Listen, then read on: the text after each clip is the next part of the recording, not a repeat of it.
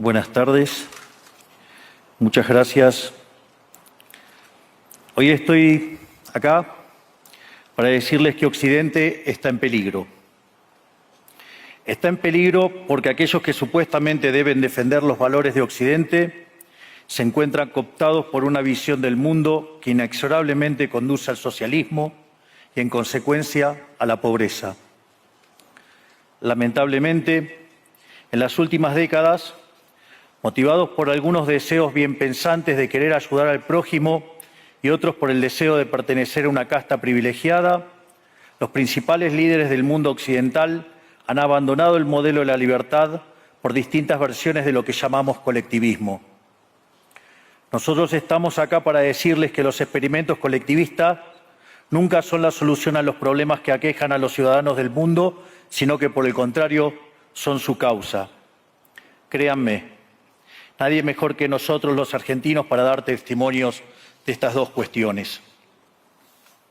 Cuando adoptamos el modelo de la libertad, allá por el año 1860, en 35 años nos convertimos en la primer potencia mundial, mientras que cuando abrazamos el colectivismo, a lo largo de los últimos 100 años, vimos cómo nuestros ciudadanos comenzaron a empobrecerse sistemáticamente hasta caer en el puesto número 140 del mundo. Pero antes de poder dar esta discusión, sería importante que primero viéramos los datos que sustentan por qué el capitalismo de libre empresa no solo es un sistema posible para terminar con la pobreza del mundo, sino que es el único sistema moralmente deseable para lograrlo. Si consideramos la historia del progreso económico, podemos ver cómo desde el año 0 hasta el año 1800 aproximadamente, el PBI per cápita del mundo prácticamente se mantuvo constante durante todo el periodo de referencia. Si uno mira un gráfico de la evolución del crecimiento económico a lo largo de la historia de la humanidad, uno estaría viendo un gráfico con la forma de un palo de hockey, una función exponencial que se mantuvo constante durante el 90% del tiempo y se dispara exponencialmente a partir del siglo XIX. La única excepción a esta historia de estancamiento se dio a finales del siglo XV con el descubrimiento de América. Pero salvando esta excepción, a lo largo de todo el periodo entre el año 0 y el año 1800, el PBI per cápita a nivel global se mantuvo estancado.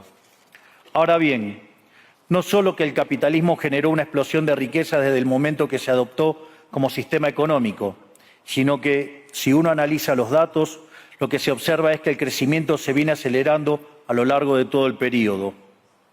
Durante todo el periodo comprendido entre el año 0 y el 1800, la tasa de crecimiento del PBI per cápita se mantuvo estable en torno al 0,02% anual, es decir, prácticamente sin crecimiento. A partir del siglo XIX, con la Revolución Industrial, la tasa de crecimiento pasa al 0,66%. A ese ritmo, para duplicar el PBI per cápita, se necesitarían crecer durante 107 años. Ahora bien, si observamos el periodo entre 1900 y 1950, la tasa de crecimiento se acelera al 1,66% anual. Ya no necesitamos 107 años para duplicar el PBI per cápita, sino 66. Y si tomamos el periodo comprendido entre 1950 y el año 2000, vemos que la tasa de crecimiento fue de 2,1% anual, lo que derivaría en que en solo 33 años podríamos duplicar el PBI per cápita del mundo. Esta tendencia, lejos de detenerse, se mantiene viva aún hoy. Si tomamos el periodo entre el año 2000 y el 2023, la tasa de crecimiento volvió a acelerar el 3% anual, lo que implica que podríamos duplicar nuestro PBI per cápita en el mundo en tan solo 23 años. Ahora bien, cuando se estudia el PBI per cápita desde el año 1800 al día de hoy, lo que se observa es que luego de la revolución industrial, el PBI per cápita mundial se multiplicó por más de 15 veces, generando una explosión de riqueza que sacó de la pobreza al 90% de la población mundial. No debemos olvidar nunca que para el año 1800, cerca del 95% de la población mundial vivía en la pobreza más extrema, mientras que ese número cayó al 5% para el año 2020, previo a la pandemia. La conclusión es obvia. Lejos de ser la causa de nuestros problemas, el capitalismo de libre empresa como sistema económico es la única herramienta que tenemos para terminar con el hambre, la pobreza y la indigencia a lo largo y a lo ancho de todo el planeta. La evidencia empírica es incuestionable. Por eso, como no cabe duda de que el capitalismo de libre mercado es superior en términos productivos, la doxa de izquierda ha atacado al capitalismo por sus cuestiones de moralidad, por ser, según ellos, dicen sus detractores, que es injusto. Dicen que el capitalismo es malo porque es individualista y que el colectivismo es bueno porque es altruista, con la ajena, y en consecuencia bregan por la justicia social. Pero este concepto que en el primer mundo se ha puesto de moda en la última época, en mi país es una constante del discurso político desde hace más de 80 años. El problema es que la justicia social no es justa, sino que tampoco aporta al bienestar general. Muy por el contrario, es una idea intrínsecamente injusta, porque es violenta. Es injusta porque el Estado se financia a través de impuestos, y los impuestos se cobran de manera coactiva. ¿O acaso alguno de nosotros puede decir que paga los impuestos de manera voluntaria? Lo cual significa que el Estado se financia a través de la coacción y que a mayor carga impositiva, mayor es la coacción, menor es la libertad. Quienes promueven la justicia social parten de la idea de que el conjunto de la economía es una torta que se puede repartir de una manera distinta. Pero esa torta no está dada, es riqueza que se va generando en lo que, por ejemplo, Israel Kirzler llama un proceso de descubrimiento de mercado. Si el bien o servicio que ofrece una empresa no es deseado, esa empresa quiebra a menos que se adecúe a lo que el mercado le está demandando. Si genera un producto de buena calidad a un buen precio atractivo, le va a ir bien y va a producir más. De modo que el mercado es un proceso de descubrimiento en el cual el capitalista encuentra sobre la marcha el rumbo correcto. Pero si el Estado castiga al capitalista por tener éxito y lo bloquea en este proceso de descubrimiento, destruye sus incentivos y las consecuencias de ello es que va a producir menos y la torta será más chica, generando perjuicio para el conjunto de la sociedad. El colectivismo, al inhibir estos procesos de descubrimiento y al dificultar la apropiación de lo descubierto, ata al emprendedor de las manos y le imposibilita producir mejores bienes y ofrecer mejores servicios a un mejor precio. ¿Cómo puede ser entonces que desde la academia, los organismos internacionales, la política y la teoría económica se demonice un sistema económico que no solo ha sacado de la pobreza más extrema el 90% de la población mundial y lo hace cada vez más rápido, sino que además es justo y moralmente superior? Gracias al capitalismo de libre empresa, hoy el mundo se encuentra en su mejor momento. No hubo nunca en toda la historia de la humanidad un momento de mayor prosperidad que el que vivimos hoy. El mundo de hoy es más libre, más rico, más pacífico y más próspero que en cualquier otro momento de nuestra historia. Esto es cierto para todos, pero en particular para aquellos países que son libres, donde respetan la libertad económica y los derechos de propiedad de los individuos. Porque aquellos países que son libres son 12 veces más ricos que los reprimidos. El decil más bajo de la distribución de los países libres vive mejor que el 90% de la población de los países reprimidos. Tiene 25 veces menos cantidad de pobres en el formato estándar y 50 veces menos en el formato extremo. Y por si eso fuera poco, los ciudadanos de los países libres viven un 25% más que los ciudadanos de los países reprimidos. Ahora bien, para entender qué venimos a defender, es importante definir de a qué hablamos nosotros cuando hablamos de libertarismo. Para definirlo, retomo las palabras del máximo prócer de las ideas de la libertad de Argentina, el profesor Alberto Venegas Lynch, dijo que dice: el libertarismo es el respeto irrestricto del proyecto de vida del prójimo, basado en el principio de no agresión y en defensa del derecho a la vida, a la libertad y a la propiedad, cuyas instituciones fundamentales son la propiedad privada, los mercados libres de intervención estatal, la libre competencia, la división del trabajo y la cooperación social, donde solo se puede ser exitoso sirviendo al prójimo con bienes de mejor calidad a un mejor precio. Dicho de otro modo, el capitalista, el empresario exitoso, es un benefactor social que, lejos de apropiarse de la riqueza ajena, contribuye al bienestar general. En definitiva, un empresario exitoso es un héroe. Este es el modelo que nosotros estamos proponiendo para la Argentina del futuro, un modelo basado en los principios fundamentales del libertarismo, la defensa de la vida, de la libertad y de la propiedad. Ahora bien, Si el capitalismo de libre empresa y la libertad económica han sido herramientas extraordinarias para terminar con la pobreza en el mundo, y nos encontramos hoy en el mejor momento de la historia de la humanidad, vale la pena preguntarse ¿por qué digo entonces que Occidente está en peligro? Digo que Occidente está en peligro justamente porque en aquellos países que deberíamos defender los valores del libre mercado, la propiedad privada y las demás instituciones del libertarismo, sectores del establishment político y económico, algunos por errores en su marco teórico y otros por ambición de poder, están socavando los fundamentos del libertarismo, abriéndole las puertas al socialismo y condenándonos potencialmente a la pobreza, a la miseria y el estancamiento. Porque nunca debe olvidarse que el socialismo es siempre y en todo lugar un fenómeno empobrecedor, que fracasó en todos los países que se intentó. Fue un fracaso en lo económico, fue un fracaso en lo social, fue un fracaso en lo cultural y además asesinó a más de 100 millones de seres humanos. El problema esencial de Occidente hoy es que no solo debemos enfrentarnos a quienes, aún luego de la caída del muro y la evidencia empírica abrumadora, siguen bregando por el socialismo empobrecedor, sino también a nuestros propios líderes, pensadores y académicos que, amparados en un marco teórico equivocado, socavan los fundamentos del sistema que nos ha dado la mayor expansión de riqueza y prosperidad de nuestra historia.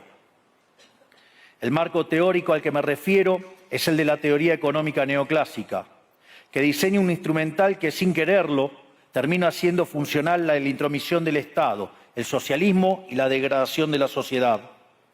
El problema de los neoclásicos es que, como el modelo del que se enamoraron no mapea contra la realidad, atribuyen el error al supuesto fallo del mercado, en vez de revisar las premisas de su modelo. Sobre pretexto de un supuesto fallo de mercado, se introducen regulaciones que lo único que generan es distorsiones en el sistema de precios que impiden el cálculo económico y, en consecuencia, el ahorro, la inversión y el crecimiento. Este problema radica esencialmente en que ni siquiera los economistas supuestamente libertarios comprenden qué es el mercado, ya que si se comprendiera, se vería rápidamente que es imposible que exista algo así como un fallo de mercado. El mercado no es una mera descripción gráfica de una curva de oferta y otra de demanda en un gráfico. El mercado es un mecanismo de cooperación social donde se intercambian voluntariamente derechos de propiedad. Por lo tanto, dada esta definición, hablar de fallo de mercado es un oxímoron. No existe el fallo de mercados. Si las transacciones son voluntarias, el único contexto en el que puede haber un fallo de mercado es si hay coacción. Y el único con la capacidad de coaccionar de manera generalizada es el Estado, que tiene el monopolio de la violencia. En consecuencia, si alguien considera que hay un fallo de mercado, les recomendaría que revisen si hay intervención estatal en el medio. Y si encuentran que no hay intervención estatal en el medio, les sugiero que hagan de nuevo el análisis porque definitivamente está mal. Los fallos de mercado no existen. Un ejemplo de los supuestos fallos de mercado que describen los neoclásicos son las estructuras concentradas de la economía. Sin embargo, sin funciones que presenten rendimientos crecientes a escala, cuya contrapartida son las estructuras concentradas de la economía, no podríamos explicar el crecimiento económico desde el año 1800 hasta hoy. Fíjense qué interesante. Desde el año 1800 en adelante, con la población multiplicándose más de 8 o 9 veces, el producto per cápita creció más de 15 veces. Es decir, existen rendimientos crecientes. Eso llevó la pobreza extrema del 95% al 5%. Sin embargo, esas presencias de rendimientos crecientes implican estructuras concentradas, lo que se llamaría, por ejemplo, un monopolio. ¿Cómo puede ser que algo que haya generado tanto bienestar para la teoría neoclásica, eso es un fallo de mercado? Economistas neoclásicos, salgan de la caja. Cuando el modelo falla, no hay que enojarse con la realidad, hay que enojarse con el modelo y cambiarlo. El dilema que enfrenta el modelo neoclásico es que dicen querer perfeccionar el funcionamiento del mercado atacando lo que ellos consideran fallos, pero al hacerlo no solo abren las puertas del socialismo, sino que atentan contra el crecimiento económico.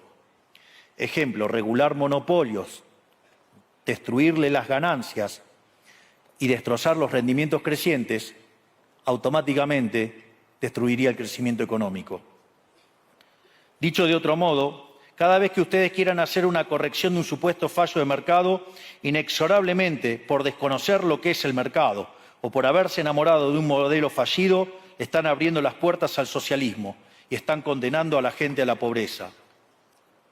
Sin embargo, frente a la demostración teórica de que la intervención del Estado es perjudicial, la evidencia empírica de que fracasó porque no podía ser de otra manera, la solución que propondrán los colectivistas no es mayor libertad, sino que es mayor regulación, generando una espiral descendente de regulaciones hasta que todos seamos más pobres y a la vida de todos nosotros dependa de un burócrata sentado en una oficina de lujo.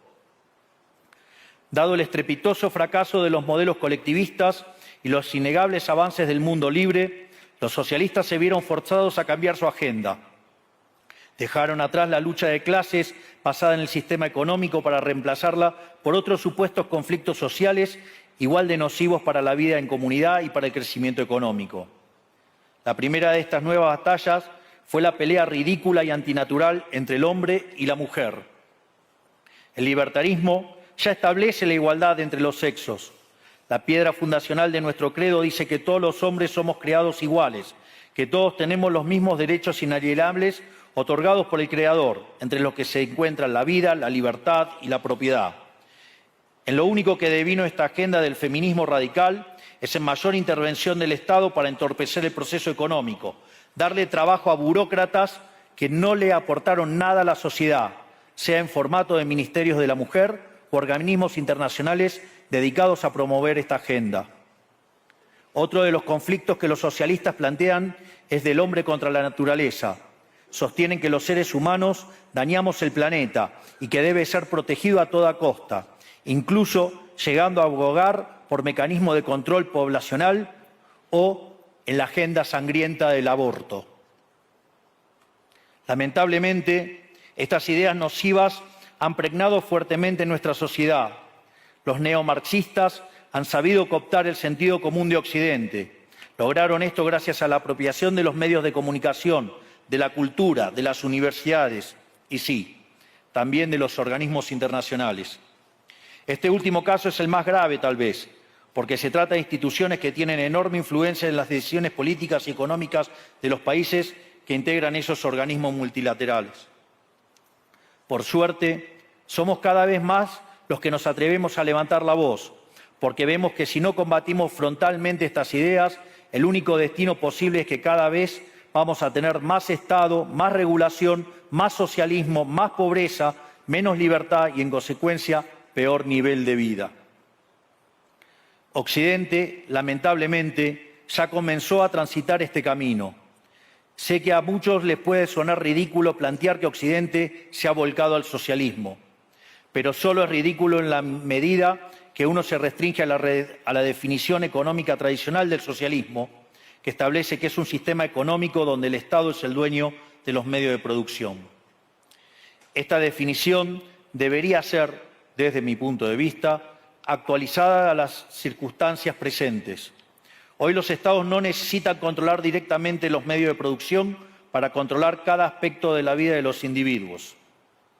Con herramientas como la emisión monetaria, el endeudamiento, los subsidios, el control de la tasa de interés, los controles de precios y las regulaciones para corregir los supuestos fallos de mercado, pueden controlar los destinos de millones de seres humanos. Así es como llegamos al punto en el que, con distintos nombres o formas, buenas partes de las ofertas políticas generalmente aceptadas en la mayoría de los países de Occidente son variantes colectivistas. Ya sea que se declamen abiertamente comunistas, fascistas, nazis, socialistas, socialdemócratas, nacionalsocialistas, demócratas cristianos, keynesianos, neokeynesianos, progresistas, populistas, nacionalistas o globalistas. En el fondo, no hay diferencias sustantivas. Todos sostienen que el Estado debe dirigir todos los aspectos de la vida de los individuos. Todas definen un modelo contrario al que llevó a la humanidad al progreso más espectacular de su historia. Nosotros venimos hoy aquí a invitar a los demás países de Occidente a que retomemos el camino de la prosperidad, la libertad económica, el gobierno limitado y el respeto irrestricto de la propiedad privada son elementos esenciales para el crecimiento económico. Este fenómeno de empobrecimiento que produce el colectivismo no es una fantasía, ni tampoco fatalismo. Es una realidad que los argentinos conocemos muy bien desde hace por lo menos 100 años. Porque ya lo vivimos, ya pasamos por esto, porque como dije antes, desde que decidimos abandonar el modelo de la libertad que nos había hecho ricos, estamos atrapados en una espiral descendente donde cada día somos más pobres. Esto es, ya lo vivimos nosotros y estamos acá para alertarlos acerca de lo que puede pasar si los países de Occidente, que se hicieron ricos con el modelo de la libertad, continúan por este camino de servidumbre. El caso argentino es la demostración empírica de que no importa cuán rico seas, cuántos recursos naturales tengas, no importa cuán capacitada esté la población, ni cuán educada sea, ni cuántos lingotes de oro haya en las arcas del Banco Central. Si se adoptan medidas que entorpecen el libre funcionamiento de los mercados, la libre competencia, los sistemas de precios libres, si se entorpece el comercio, si se atenta contra la propiedad privada, el único destino posible es la pobreza. Por lo tanto, para finalizar, quiero darles un mensaje a todos los empresarios aquí presentes y a los que no están, pero nos están siguiendo desde todas partes del planeta. No se dejen amedrentar ni por la casta política ni por los parásitos que viven del Estado. No se entreguen a una clase política que lo único que quiere es perpetuarse en el poder y mantener sus privilegios. Ustedes son benefactores sociales, ustedes son héroes, ustedes son los creadores del periodo de prosperidad más extraordinario que jamás hayamos vivido. Que nadie les diga que su ambición es inmoral. Si ustedes ganan dinero es porque ofrecen un mejor producto a un mejor precio, contribuyendo de esa manera al bienestar general. No cedan al avance del Estado. El Estado no es la solución, el Estado es el problema mismo. Ustedes son los verdaderos protagonistas de esta historia y sepan que a partir de hoy cuentan con Argentina como un aliado incondicional. Muchísimas gracias y ¡viva la libertad, carajo!